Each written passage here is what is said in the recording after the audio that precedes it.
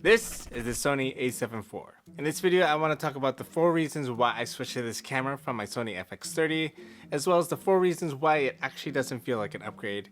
And by the end of this video, I want to let you know if maybe you should buy the Sony A7 IV or not. I'm a full-time nurse by day and an aspiring full-time content creator by night. I shoot plenty of video for YouTube, and I also volunteer at my church taking photos and videos. In addition to that, I also enjoy taking the occasional portraits of my friends and family. The Sony FX30 can do all of that, except for one of my gripes with the Sony FX30 is that it doesn't have a mechanical shutter. Unlike the Sony FX3, the full frame version of the Sony FX30, we lack this feature. So every time I'm taking photos in my church, unless my shutter speed is 1/125 or 1/25 of a second, I'm gonna get banding in my images. It's unfortunate, but I want less motion blur in my photos. And every time I just bump up that shutter speed, I can't escape that banding. If you're usually shooting in indoor situations where the lights don't give you banding, then that's great. The Sony FX30 can still carry you. But since I'm tired of dealing with all of that, the Sony A7 IV has made my photos much cleaner and clearer at higher shutter speeds without having to worry. Although the Sony FX30 already provides 26 megapixels, I can also benefit from the 33 megapixels coming out of this one for the times that I would actually crop. Perhaps you're asking, Mike, if you needed a mechanical shutter, then why don't you just stick to the Sony A6700? Well, it's because of dual SD card slots. I've never had a card fail on me, but I intend to be ready when one does. If anything, I have lost an SD card from my Sony A6400 with the memories of me going to my first YouTuber conference. Yeah, that was a bit of a bummer. All it takes is one card to give you a hard time. And although I don't do much freelancing and I volunteer for my church, I also don't want to be the one to tell my peers that I don't have the photos from the event, the seminar, or whatever occasion because of a messed up card or that I simply just lost the only copy. As important as it is to back up the photos and videos that we already have, it's just as important to have a backup of the photos and videos we plan to document and capture. Despite the Sony A6700 being an incredible camera, these A6000 series cameras will probably never have a dual SD card slot.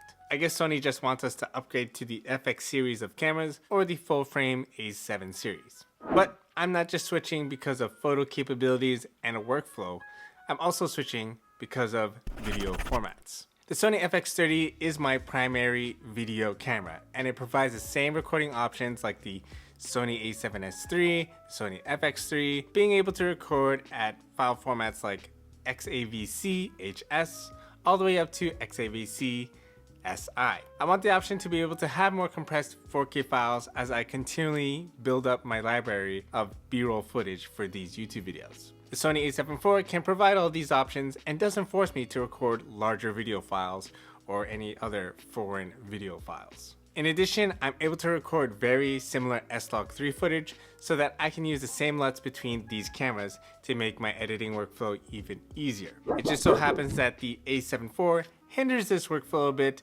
but more on that later. For now, let's talk about the price. A new Sony FX30 sells for $17.99 USD, and a new Sony A7 IV sells at $24.99 USD. As someone who doesn't mind buying used via eBay, GearFocus, or even Amazon Renewed, I was able to sell my second Sony FX30 with extras in order to pay for a used Sony A7 IV for around $2,100 USD. I wouldn't be able to do that for a used Sony A7S III or an FX3. I have considered upgrading to the FX3 since it's so similar to the FX30, but because since its release in 2021, it still retains its original value in the secondhand market, being too high for my budget. So I can still get the Sony A7 IV and not have to over-explain the financial situation to the missus. But what I can't explain to her is my reservations towards the Sony A7 IV and why it doesn't feel like an upgrade. The first reason is that it's full frame. Hear me out. No doubt you can get great images out of full frame cameras as well as Super 35 sensors or APS-C sensors. And as someone who shoots indoors, it's a plus to have this kind of camera in a low light situation. As much as I appreciate having a quality image, I don't appreciate having to invest even more money on quality glass. I just got the Viltrox 27mm and 75mm f1.2 for my Sony FX30, and they're both phenomenal lenses, both under $600 US. Before that, I was using the adapted Sigma 18 to 35mm f1.8 lens and paid around $700 for those two things. If I want any Sony G Master lenses, it's automatically gonna cost me over $1,000 and even $2,000. Fortunately, there are third-party lenses like the Tamron 28 to 75mm f2.8 that are more affordable and still good quality. But if I want even more lenses beyond that, then I really gotta get my permission slip signed in order to add them to my kit. So for now, we just have the Tamron 28 to 75mm f2.8. Even with the quality image, I'm still disappointed that unlike the Sony FX30 and newer full-frame camera bodies from Sony, the A7IV doesn't have this one particular feature, burn-in LUTs. In the FX30, FX3, A7C Mark II, and all the other cameras released after this one, they allow you to preview your own LUTs in camera as you shoot without having to attach any external monitor. In my use case, I just burn in the LUTs and make my post-processing work easier since I shoot in my apartment studio most of the time, for these kinds of videos anyway. However, with the Sony A7IV, I can only capture log footage and preview the S-Log3 colors with the built-in Gamma Assist display. This is fine, but this does add time to my editing process since I got to then color correct upon importing to my computer. It wasn't until recently that I realized how to burn in my LUTs in batches through Apple's compressor, which helps a lot. However, it's still an extra step that I have to take and have to wait as I continue to produce these videos after my 10-hour shifts as a nurse. Another reason why the Sony A7IV doesn't seem like an upgrade to me is because it's still prone to overheating. Yes, we can turn the temperature tolerance too high before it shuts down, but unlike the Sony FX30, the A7IV doesn't have a fan to keep it from overheating. It's not a concern for me since I don't use this for long recordings, but if I needed it to, I might have to bump it down from 4K 24 to 1080. I would just like to keep things consistent all in 4K if I can. Maybe if I really push the video out of this, maybe I would invest in one of those stick-on fans that some companies make to help keep the cameras cool right on the back of the flip screen here. But even amongst all of this, you want to know the number one reason why I don't consider this an upgrade? It's because of the Sony A7IV. It's probably right around the corner. I anticipate that camera will have the features that I'm looking for, such as the burn-in LUTs. Maybe it'll even have 4K 60 without any crop. You can go ahead and not give us 4K 120, that's fine. But most likely it'll also have AI built in for better subject tracking. This Sony A7IV was released 3 years after the beloved Sony A7 III.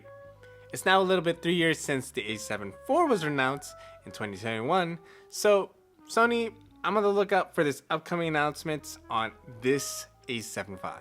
Does this mean that the A7IV is going to be useless anytime soon? And should you even bother picking this up? Well, I would say no. This camera will not be useless. If you want to upgrade to a full frame camera and want to save some money like I did, yeah, you can definitely scoop up one of these and better off used. Of course, just do it responsibly. Don't buy some really crappy copies. And when you end up really getting used to a camera like this, you'll find out that it is reliable with its dual SD card slots and performs well for many projects, whether it's just for corporate stuff or for sports or even casual use. If you are a pro user and are anticipating the A7V as well, then for sure you can hold out a little longer with your current setup until it releases. You've made it this far. Cameras these days are really good, and only you know what your use cases are. I stated mine, and although I'm 50-50 with this camera, I can't deny that the A7IV is still good value for anyone considering it, even if you would rather have a better A7V. If you think you'd rather have an A7S III though, then watch this video over here because I mentioned why I switched from that to the FX30. Well, actually, two of them.